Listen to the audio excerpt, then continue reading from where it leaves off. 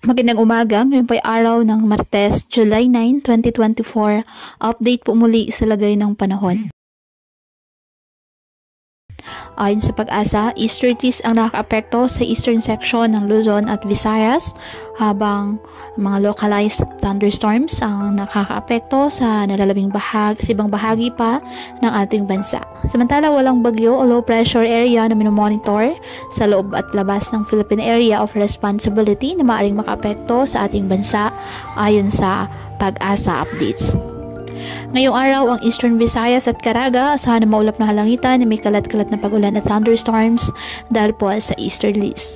Ang Bicol Region, Quezon, Aurora, Isabela at Cagayan, bahagyang maulap hanggang sa maulap na halangitan with isolated rain showers or thunderstorms dahil pa rin po sa easterlies.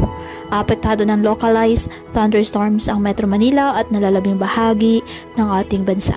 Kaya patuloy pa rin po natin na pinag-iingat ang ating mga kababayan sa banta po ng mga posibilidad ng pagbaha at pagguho ng lupa, lalo na kapag may malalakas na ulan.